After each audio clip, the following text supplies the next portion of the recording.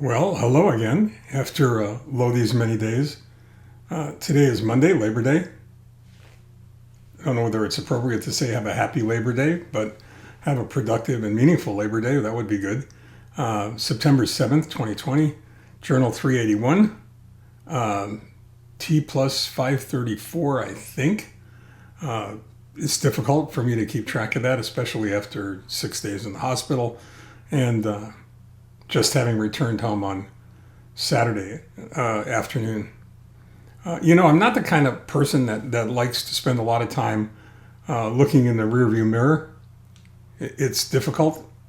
It's dangerous. There's no telling what you're going to hit if you're not paying attention to where you're going. And it's a lot more productive to be focused on what's ahead of you than what's behind you, or the things over which you no longer have any control.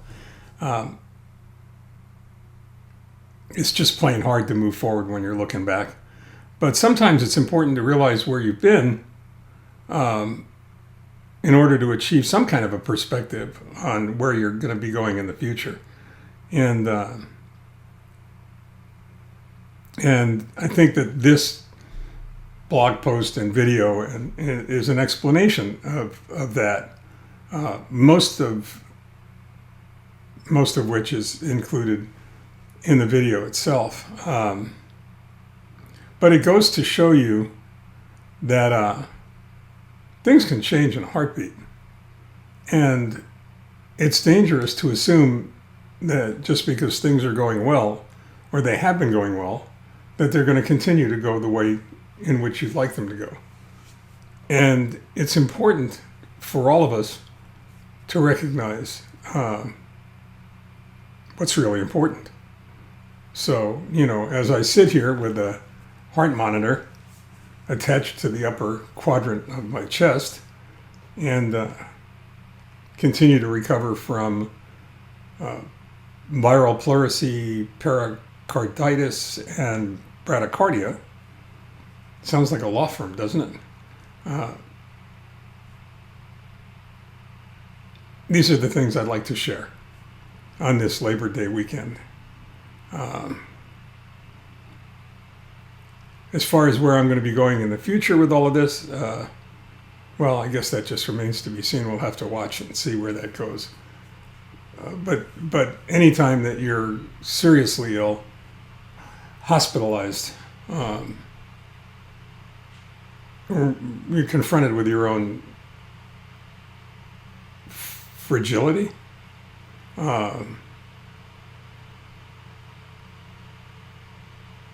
it's time for deep introspective consideration of who you are, where you are, what life is all about, and what's really important.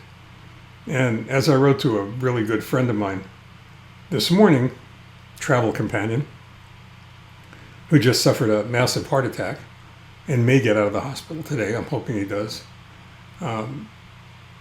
These kinds of events are critical. They're important.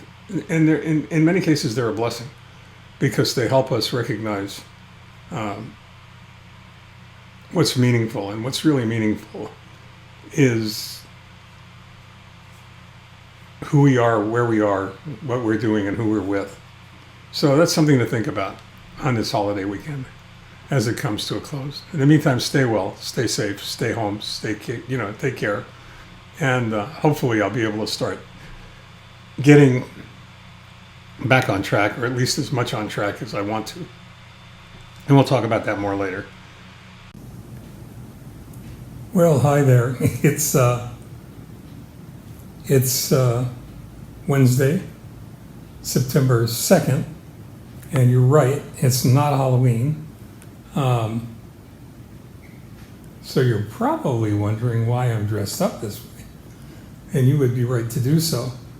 The reason I'm dressed up this way is because Sunday evening, after watching Black Panther, which I never got to see in the theater, and was excellent for anybody who's wondering and hasn't seen it yet. It was really very well worthwhile. I started to notice discomfort in my chest. Now, chest pain is not something to be trifled with. It's serious, especially as you get older, especially after you've had a transplant. And, it wasn't exactly pain, it was discomfort. And that's another thing that we'll talk about in another blog post later on, and that is the difficulty in actually defining these terms so that your doctor knows exactly what you're talking about. In many cases, we fail to do that because what I was feeling was not something that I would consider painful. It was something that I found uncomfortable. Found it painful a little bit later on. Found it extremely painful, exquisitely painful, viciously painful. And that's part of the story, I guess. While I was trying to figure out in my own head what to do, whether or not to really scare the hell out of my wife, and hoping that it would go away, maybe indigestion or something like that, then realizing how dumb that was in my condition. Finally, about 11 o'clock, I tapped her on the shoulder as we were getting ready to go to bed and said, I think we need to go see someone about this because it's serious. And it indeed turned out to be serious. Now, it's an interesting situation. We live in Simi Valley, California, as many of you know. There are two large hospitals in our area, one in our community and one in Thousand Oaks, in an adjacent community. If you call an ambulance, you're going to wind up going to one or the other. Most of my doctors are in Duarte at the City of Hope, and some of my doctors are here at Cedars-Sinai. If you didn't recognize the room, it's where I am, Cedars-Sinai, Los Angeles. Cedars-Sinai is one of the 7 best hospitals in California, I believe, and probably one of the best in the world. Overall, it's a nationally recognized cancer center, which there are very few of, as is City of Hope, and a couple of, a number of others. And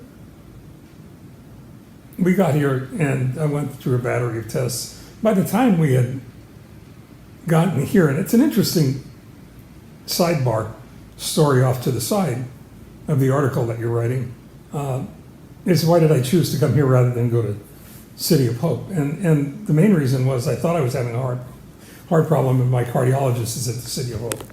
So I went ahead and it's also half the distance. So by the time we got here, I was in distress and really having a difficult time of it. Turns out I wasn't having a heart attack. I didn't think I was, by the way. And it turned out I was right, I wasn't. But they didn't know what I had, so I went through all of the testing and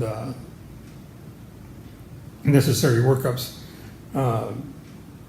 blood draws for immunology, for serology, trying to figure out what kind of an infectious disease it was, if that's what it is, or pulmonary general doc was involved, all of these different doctors. It turns out it looked very much like viral pleurisy. What the hell is that? Viral pleurisy is inflammation of the tissue between the lungs and surrounding area, and was described to me by the pulmonary doc as taking 2 pieces of sandpaper and rubbing them together, and if sandpaper had nerve endings, that's what it would feel like. Again, I wrecked my elbow, right? And I thought that was the worst pain I'd ever encountered until the pain associated with trying to breathe through this pulmonary distress, this viral pleurisy. And if you want to know how bad the pain was, it took, 50 milligrams of fentanyl, 3 injections of that, and 1 of morphine before the pain subsided. That would probably have put an elephant down, I guess, but it wasn't doing much for me, I got to tell you that. In any case, that's not the reason I'm recording this. So thanks for listening this far. The reason I'm recording this is because I had sent out a video that I was going to move the 2 columns, the one from for August pivot, and the one for this month, September, the simple elegance of how things fit together to the new site. And frankly, I thought they were going to move automatically, which is dumb because I made an assumption, and we all know what happens when you make an assumption.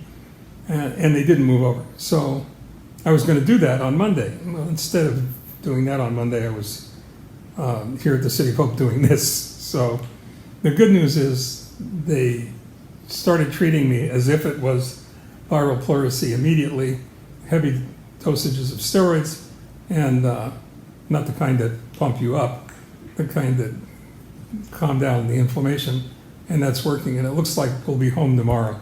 If I make it home tomorrow and I'm still functional, I'll move this stuff where it needs to go, and you'll find it on the mitchschneidersworld.com site.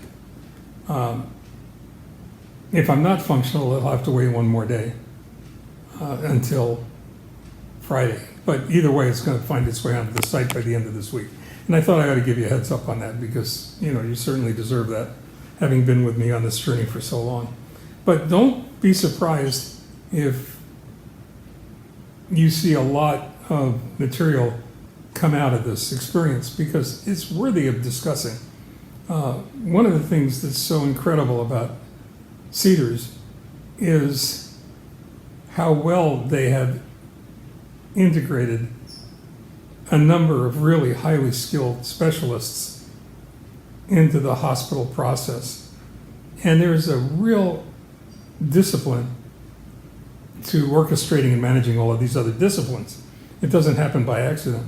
And they do it so, so well. And the implications are vast for any other small business owner or any other business owner for that reason. There are so many lessons that can be learned from what they do and how well they do it. And I want to share that with all of you. And there are other messages in there as well, messages about living in the moment and not taking anything for granted and recognizing how fragile life can be and all kinds of things like that. But it was an interesting experience. I'm willing to share it with anybody who wants to listen. If you'd like to come on board and make that journey with me, I'd love to have you. Beats the hell out of talking to yourself. If you talk to yourself, everybody thinks you're a little bit whacked out. And despite the fact that I am, I don't like everybody to know it. It's kind of a well-kept secret. So in any case, stay well, take care. Again, start looking for Pivot and the Simple Elegance on the mitchschneidersworld.com site no later than Friday. Okay? Love all you guys, and I'm going home tomorrow, so I'm feeling really good. Bye-bye.